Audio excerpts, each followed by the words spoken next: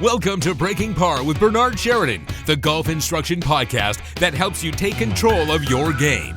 Now, here's your host, the founder of Par Breakers Golf Academy and certified Golf Channel Swing Fix instructor, Bernard Sheridan. It's going to be different at every level, certainly, but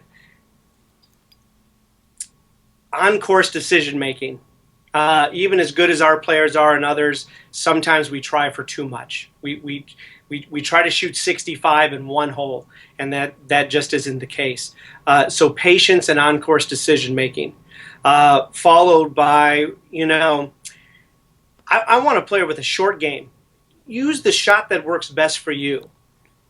But by and large, the best of the best players, our PGA Tour, LPGA Tours, they have variable shots. And a lot of the kids show up, they only chip with one club. And so they don't have trajectory control, they don't have spin control, or they do, but just with one club, and when they need a different shot, they don't have it. Play. This is a game. Play. Hit a 3-wood, hit a hybrid, hit an 8-iron. Even to in your practice, even to pins that don't make sense for that to happen. Learn how to be creative and get the ball close to the hole. Absolutely, I want you to use your best skill, your best club, your best shot. But open your mind up, open the toolkit up to more options. So when you're faced with a situation, you don't feel at a loss. You don't feel, oh no, here we go again. I'm going to make bogey because I can't get close. Get some creativity. Yeah, that's a great philosophy, and a huge value bomb for, I think, any player. Is what you just said. Don't be afraid to experiment. Don't be afraid to fool around with different clubs. Don't be afraid to try different things. That's how you're going to open up the variety of shots that are in your arsenal and be able to call upon those shots when the time is needed. So that's excellent insight. Absolutely, and just I'm sure many people show up at your door saying, I want consistency. Well, good luck, because I don't know that it exists. There's variability. I want you to be a master of variability. The minute we're uncomfortable, odds are we're going to make a mistake. So, yeah, when you're on the range, drop it into a divot. Deal with the anxiety of that. Deal with the anxiety of rough, uphill, downhill. Vary your practice strategies so that on the course you're accepting of them and you hit the best shots you can and accepting of that, rather than the world is always against me, or kind of as a phrase we kind of used a couple times this semester, we were exposed. Whether it was playing with groups who were maybe a little better and we weren't quite ready, we were exposed. So what that means is the better you prepare, the more comfortable you're going to be, and odds are the better you'll perform. And when you're out of your comfort zone, something's probably going to give. Your patience is probably not going to last as long as you need. A mistake or two is going to take you over the edge, and confusion, fear, anger, all of it comes in. And so the better you prepare, the better you can handle all situations. True. I totally agree. So here's another question that I would like to ask is, as for training aids or any type of aid that you would recommend or that you use for your students that we could let our listeners know about? Sure. Obviously, one of the better training aids I have is Flight Scope, but I don't think everyone's going to go buy one. It tells the truth about what's going on. It doesn't dictate right or wrong. It just simply tells you how you're interacting with the golf ball. So it's a knowledge base, and that's always great to have. Outside of that, I use training aids, but they're simple. Stabilization discs for better and improved balance.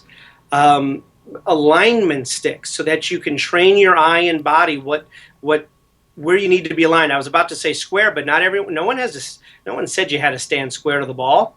Why would you stand square to the ball if you hit a fade, even a 20-yard fade? We say that's too big. Sure, let's get better. But if that's what you do, you better not aim square, because you're not going to hit the hole. So you have to learn what's correct for you. It gives you feedback. And outside of that, boy, empty golf ball boxes, empty water bottle boxes. We used to see VJ. He would put those sort of in the way of where he didn't want his path to be. What an easy, simple tool. And so you can go from low tech to empty boxes and bottles to very expensive training aids that do the same thing. But I think you can kind of do it on the cheap. And boy, if you break a box, you just go buy another dozen balls. It's not a big deal. Putting is probably the only place that I really do use a few more training aids. String line. Again, simple, but I think everybody should have a string line so they can train their eyes as to what straight is, and they can learn to control their face to roll the ball on their intended line. And I do have I like eyeline. I think their path guides are good. They have a couple of, I'm not even going to remember the name, but they have a new one that gives you a little bit of a gate where your putter goes through, and it's just a great visual of how to start your ball on line, and you can put a couple tees or balls and you'll hit them if you're offline. But again, most of mine are very, very simple. I don't have a lot of complicated things. Great. Yeah, and I think that for me, what I usually use most with my students, or what I say to them first lesson actually, is, do you have alignment sticks? And if you don't, get them in your bag. To me, that's to at least either target line or whatever it may be, so that you have some type of a reference, so that after you hit the shot, you know, hey, was I on line? Am I aiming square to my target? Things of that nature. So, and I agree on the fact that, and I also use Flight Scope, by the way, and I think that as an instructor, it's a fantastic tool for the average player. To go out and spend $8,000 on a Flight Scope is highly unlikely. Absolutely. And probably there's a whole bunch of information that thing gives that probably would be very difficult for them to even understand and really know. I know that as an instructor, I a lot of times don't even give them that information. I won't jump in there. I'll just kind of, sometimes I'll say, hey, let's look at path. But otherwise, trying to keep it simple. And then I like the idea of boxes, things like that too, water bottles, things that you just that you have with you, that can definitely help all those things. Instant feedback is my guide on aids. If it can provide either a positive, although more likely than not, it's going to provide a negative response when done incorrectly, you can change very quickly. Sure. So then they're getting like a feedback, immediate feedback, and usually that's through feel, and then and feel is really how we play golf. Yeah, and empty water bottles and ball boxes can go home with you. You can put them in the garage and swing. You either hit them or you don't. So again, another way to practice non-traditionally, not at a golf course. Excellent. So when people are going to get in touch with you, what do you like? You're in Williamsburg. So here's just a couple of questions as for, do you do anything online with students at the moment, or is everything that you do personal, one-on-one, in-person type stuff? But most of it is in person. I'm not opposed to online, and a couple of my college players who go away, we'll certainly do a couple of things, sharing videos back and forth. Definitely we look at statistics tracking. I use shot by shot. We'll definitely do that. I'm not opposed to it, but I don't know that I jump on it every time. I like to see people in person if at all possible. In terms of working with me, I'm definitely working more in small groups or small pods of like-minded or like-skilled, more like-minded than skilled, in small groups to work together and limit the amount of private time. They become accountable to each other.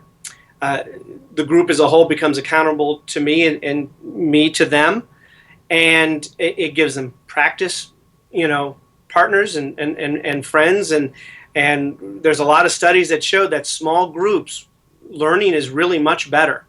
And I'll yap in someone's ear, and when there's a small group, it gives them a little buffer for me because sometimes I need it.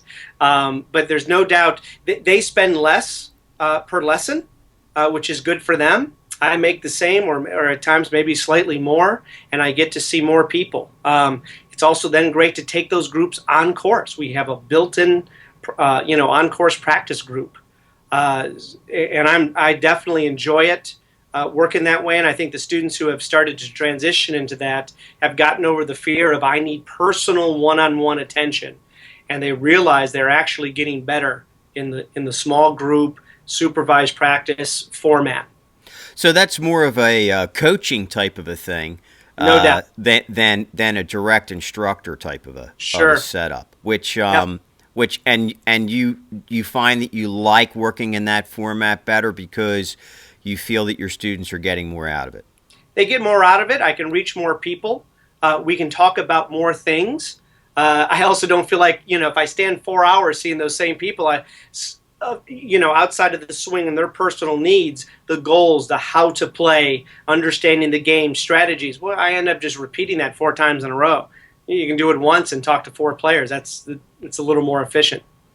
Okay, so we're going to wrap it up, but Sure. there's just a couple of things that we want to do before we go, and one is, of course, to get information as to how people out there who are listening to the podcast can get in touch with you and maybe be part of one of these groups if they're in your area, and how they should go about contacting you to get that done. And then the other one is we would just like you to drop a last value bomb on what you believe is like a good creed for all players to do.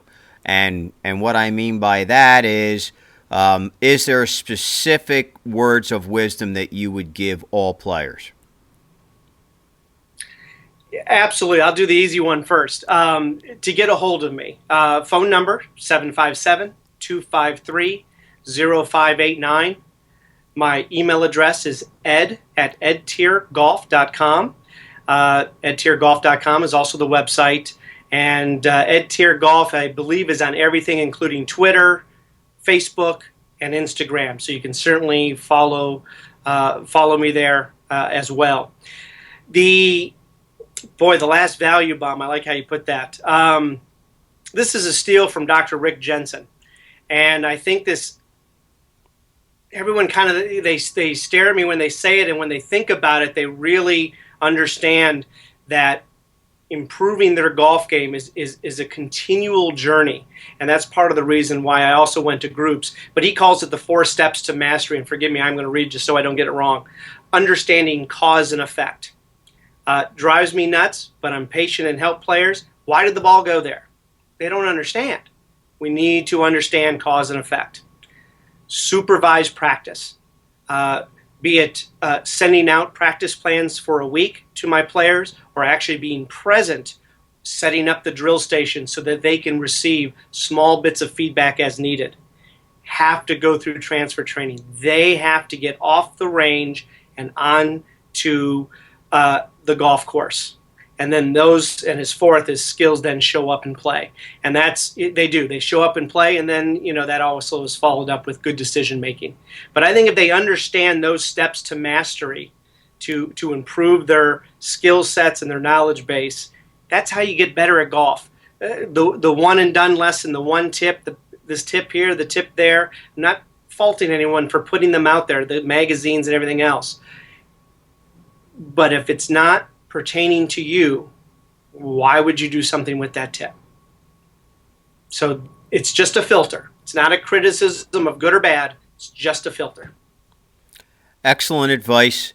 And Ed, it was an absolute pleasure speaking with you today, and I wish you all the best of everything in all the endeavors that you go after. And thanks so much for being on the show.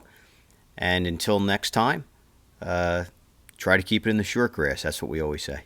Thank you. I appreciate the time. It was fun. All right, great. Take care, Ed.